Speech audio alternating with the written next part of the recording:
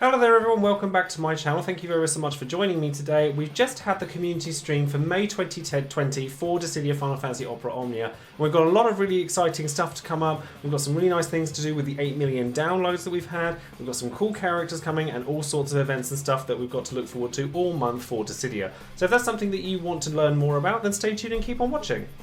Now before we get into all of the events themselves, do take a look at my social media links in the description box below, including Twitter, Twitch and Discord, where you can come and find me playing Opera Omnia obviously, War of the Visions, Final Fantasy VII Remake, Final Fantasy XIV, all sorts of other stuff. And I do want to quickly mention that it was actually really lovely during the community stream because I actually did get to bring my Gilgamesh along to the event itself, which was really good fun. Apart from the fact that in the chat, as much as most people were very, very lovely about seeing me and they were like tagging me and things like that, there were a fair few people that were calling me out and calling me things like traitor and stuff like that. So I'm curious as to what that's all about. Do let me know in the comments below if there's anything that you happen to know about that, because I was looking at that thinking, okay, what's going on here?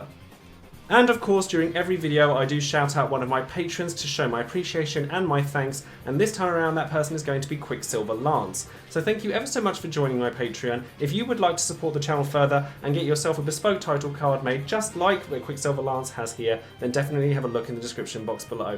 And of course, don't forget to check out Dissidia DB, the Tonberry Troop, and all of the other content creators there are out there for Dissidia Opera Omnia, because all of us appreciate your likes, subs, and follows just as much as I do.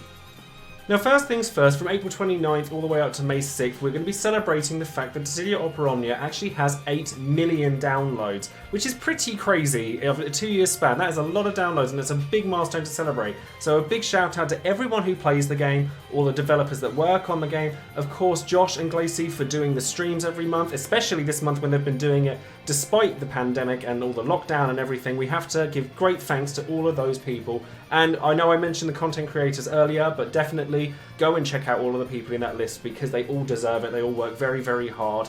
And then we also get a login bonus of 8,000 gems and then 7 days of 8 draw tickets in missions, which equates to an extra 56 tickets on top of all of the stream rewards we're going to be getting. So that's pretty crazy.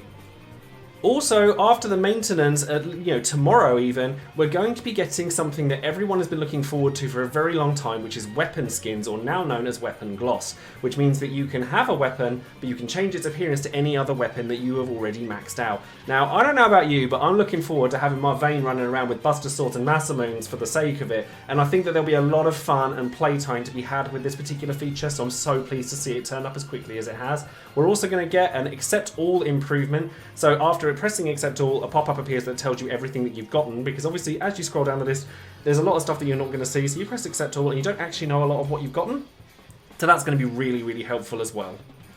Also from April 29th onwards, we're going to be getting the Mayfair campaign, which has choco boards, which means more ingots and more books and things like that, which is always a blessing, especially with some of the characters we have coming up this month and beyond.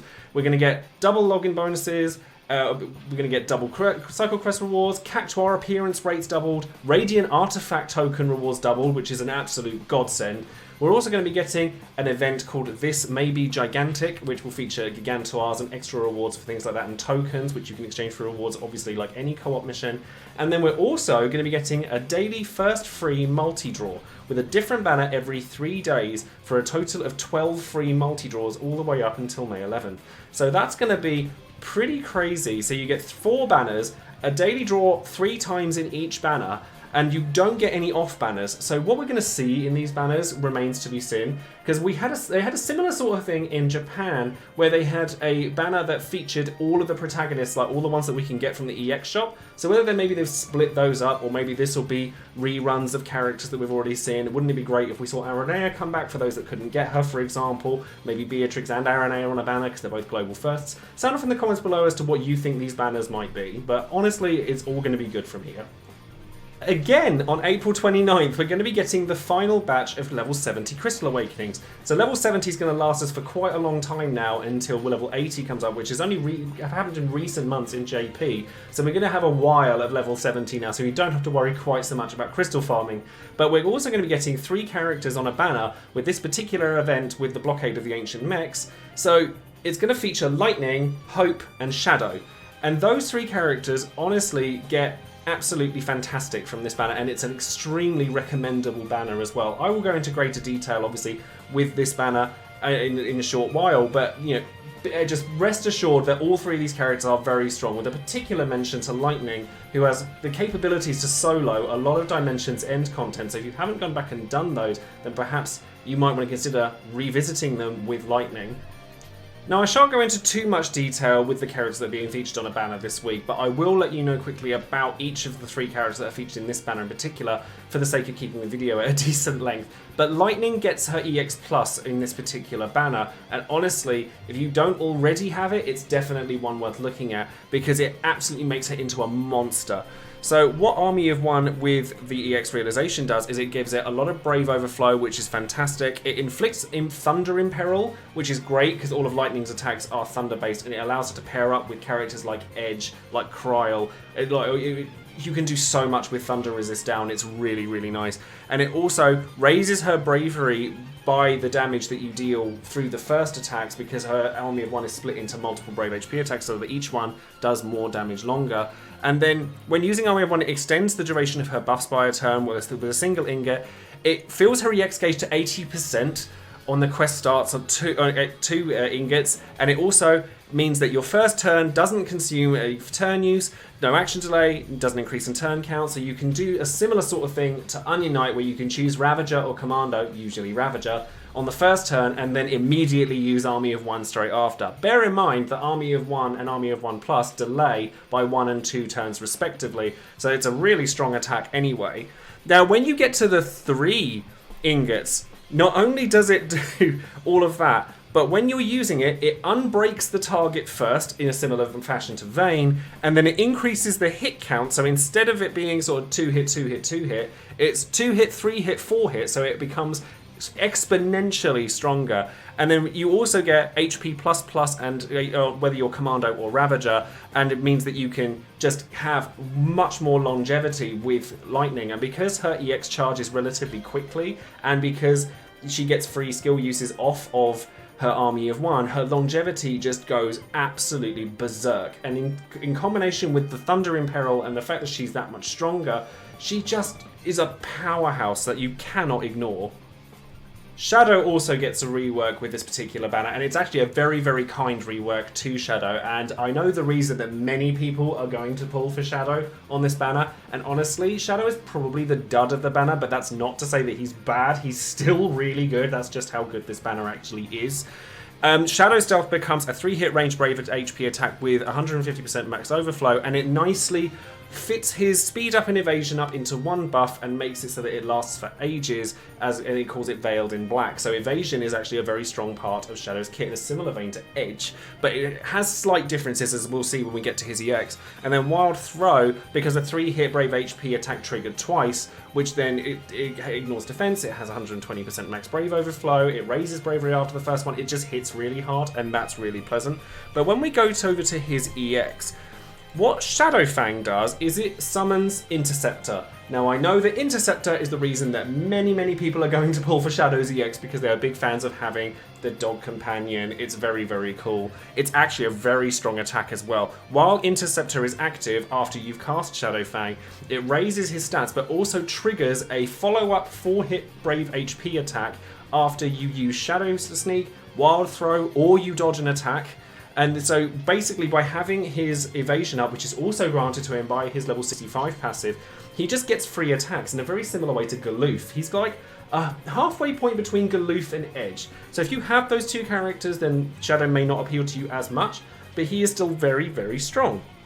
And then when you do his realization, he starts with Interceptor, he gets splash damage on Shadowfang. Wildfang ignores defense, which is massive. His HP attack ++ also starts to ignore defense. He's actually a very strong character. If you struggle with enemies that are super tanky, then Shadow is a great character to bring along for that. And then lastly, the reason that I'm going to be pulling on this banner, because I already have Lightning, is going to be Hope. And he is a character I've been very excited for quite some time, despite the fact that he's Hope.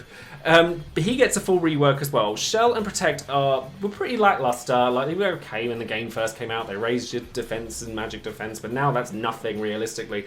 What they do now is they increase the abilities of the effects of shell and protect themselves while making them framed buffs, and to make it so that they have no turn delay, they have no action, like no turn counter, anything like that. It's actually very, very nice. So basically the closest comparison you can have with Hope is to Penelo, but I would argue that Hope is arguably stronger than Penelo, or at least as strong as she is, because of his EX. Now, Eagle Talon, granting him Last Resort, gives him an extra buff called Bearer of Hope, which raises his max bravery, but also raises max brave overflow to like 30%, or all of his stats just get increasingly stronger based on how many buffs the party has. So he becomes more and more offensively capable as the fight progresses. It's a 4-hit magic brave HP attack, AoE, 100% HP damage to all targets, which is fantastic. It also increases allies' bravery by 10% of the HP damage dealt, although this is without realization, so it's a battery as well. It's slightly fast recast rate, and then it gets its recast rate upped again, so we're talking like every other turn that you're going to get this off. But with its realization, you then get Brave Attack Plus transformed into Brutal Sanction, and HP Attack Plus transformed into Retributive Blast. These are fantastic Brave and HP Attack Pluses. Brutal Sanction increases party bravery, but by 70% of his attack, so it's a lot stronger than a lot of the other ones out there have been. His HP Attack Plus Retributive Blast is a 4-hit brave magic HP attack that has 120% max bravery. Bear in mind that that can be increased with his Bearer of Hope passive. That has splash damage and inflicts 40% defense down. This is a skill by itself. We're talking like High Boost Lance from Aranea is a stupid powerful HP attack. This is in a similar kind of range to that. It's just an extraordinary attack. And then when you realize it with the ingots, then it raises your party's max brave and attack. He's actually got very potent auras as well, Hope.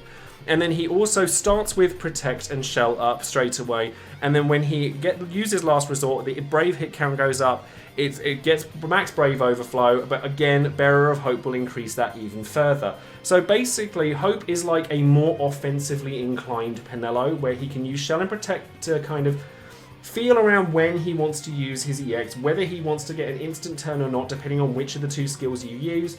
And his HP Attack Plus is absolutely phenomenal. I can't wait to use Hope. I think he's an extremely powerful character, and I would do a should you pull on this banner, but honestly, I think that my sentiment towards it is very clear at this point. If you have two of the characters that you're after, then definitely. If you already have Lightning, and you have a lot of support characters, you can live without Hope. It's despite the fact that he's amazing. I really want him, so I'm going to go for him even though I have Lightning. And if I get Shadow along the way, I'm going to be happy about it. I called him a dud earlier, but he is far from it. He is still a really good character. I really like this banner, and it's probably the strongest one of the month.